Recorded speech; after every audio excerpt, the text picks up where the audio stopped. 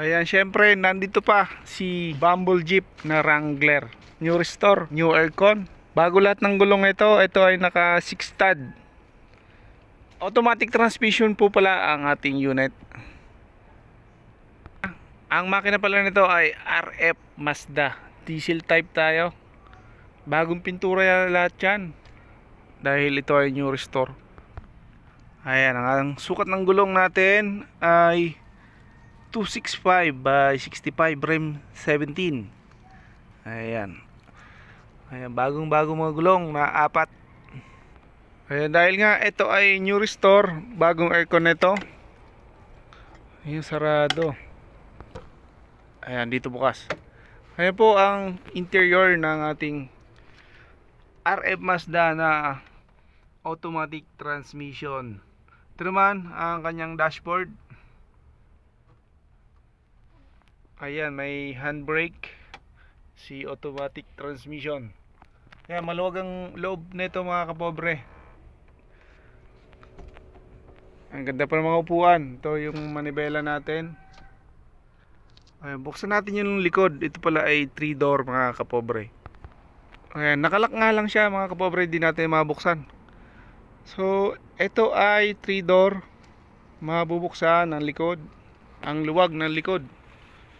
4 na tao kabilaan, bali 8 ang sa loob. Ayan o.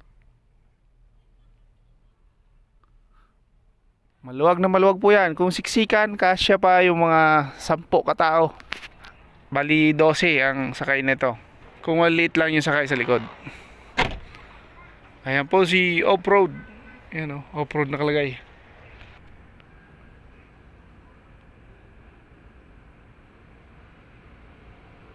Ayan, silipin natin yung makina. Medyo maalikabok nga lang, pero kondisyon na kondisyon to mga kapobre, dahil ito ay new overhaul. Ayan, may takip ng radiator. Ayan, bagong bago yung battery nito. Matrix ang kanyang brand. Ayan, kondisyon na kondisyon po yan. Subok na yung makina yan. Ay, yung presyo nga lang nito mga kapobre, hindi natin malaman kung magkano nang binibenta to. Sa pagkakaalam ko ay medyo mataas ang presyo nito. Yun lang ang sa pagkakaalam ko. Yan ang pagkabanggit ni Kuya Adel sa unit na yan. So ito, nandito pa rin si 4x4 na Wrangler with aircon po ito mga kapobre.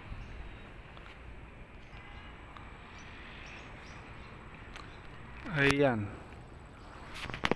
Tingnan natin yung loob nito.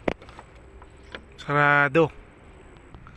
Ayan, ang sukat ng gulong nito ay 33 by 12.50 rim 15. 5 stud.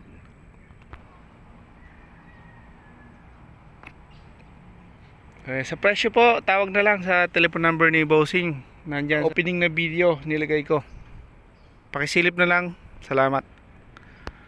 So ito yung mga unit dito sa Firebird na bagong dating. Bagong restore. Bagong upholstery, bago lahat. Ito ay baggy type. Maluwag ang loob.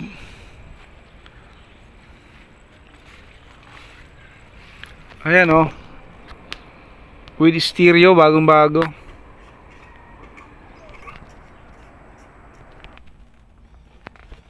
Meron siyang handbrake. Bagong dashboard.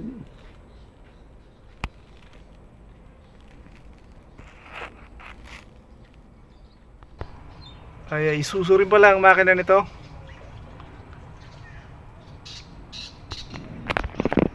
Yan, diesel type, naka 4 stud. Ang sukat ng gulong nito 195 by rim 14. Ayan, good condition ng gulong mga kapobre. Bago to, na stock lang. Pure stainless mga kapobre ang kanyang body. Makinis. So dito naman may double cab na medyo maiksi lang. Standard lang ang sukat nito. Isuzu C240 diesel. Ayan, naka box type na to. Bago yung bubong. bagong yero. Ayan, ito yung tsura ng bubong mga kapobre. Bagong bago po yan. Ito bago rin itong shore pit natin. Luma lang dito siguro ito na carrier. Ito yung kargahan. Hindi pala stainless yung likod, pinturado lang. Naka tailgate. Sa loob, ito ay may stereo. Ayan, bagong speaker, bagong dashboard. So wala yatang handbrake to. Wala, pero pwede naman palagyan. Ito yung mga upuan natin, kondisyon pa, matitibay pa. Manibela. Ayan, mahaba yung ating rear view mirror. Ayan, kasya tao sa loob. Pwede 5. Ayan yung bumper mga kapobre. Ayan sukat ng gulong.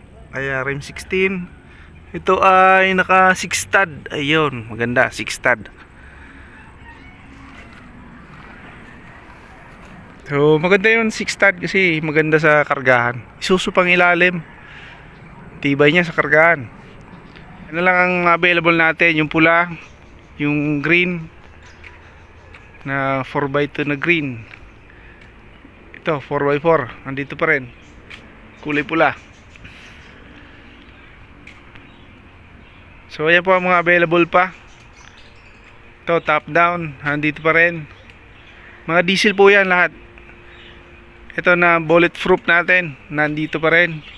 1.5 yata yung presyo nito. Ayan, bulletproof po yan ha. Bagong aircon lahat, bago lahat. Makina lang ang luma dyan sa mga unit natin. So ito may bagong dating date. Ayan, silipin nyo lang C240 makina. Ito ay baggy type, pure stainless ang kanyang body. Ito naman Isuzu C190 na double cab, pure stainless body flooring. Bago yung bubong na stainless. Ayan, i-vlog na natin pala yan. Ayan o, haba ng kargahan o. Pwedeng gawing double cab to, kaso tatrabahuin pa to. Pero ang ganda ng kargahan, ang haba ng kargahan o. Isang di pa yung kargahan, ganun kahaba. Ayan, tailgate na rin po ang ating pinto. Ito ay naka 5 stud. Isuso pang ilalim. Kaya maganda rin to. Ganda pang negosyo yan mga kapobre. Syempre new overhaul ang ating makina mga kapobre. Ayan, rim 15 pala to, 205/65.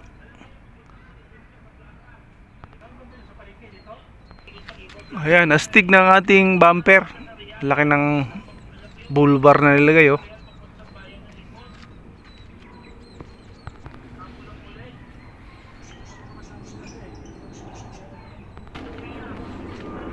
Ayan, may handbrake to mga kapobre.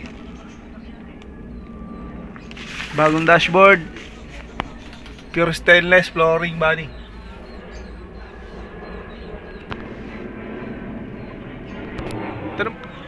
Okay.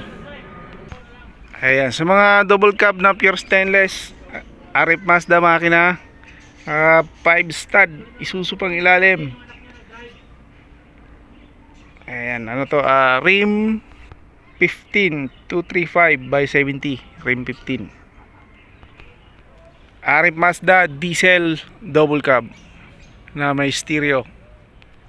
Ayan, dito merong ano pa rin, Isuzu C240. Ayan, naka 4 stud lang to. Pero mga gulong niyang 4, bago lahat. Pure stainless body flooring, double cab. Yung bubong niya bago rin na mga yero.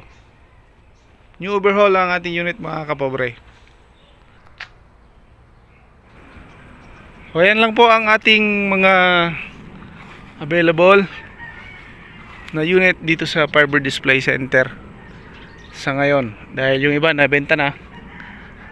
So magbabalik na tayo rito sa mga susunod na araw mga kapobre. Maraming salamat sa panonood. Pasensya na, bihira tayo magbigay ng update kasi busy tayo sa trabaho sa Maynila. Bihira maka-absent. So ayan po, pag balik natin dito hanggang sa ibang talyer, hahabaan natin yung video. So ayan po, salamat sa ating mga manonood. Magandang araw mga kapobre.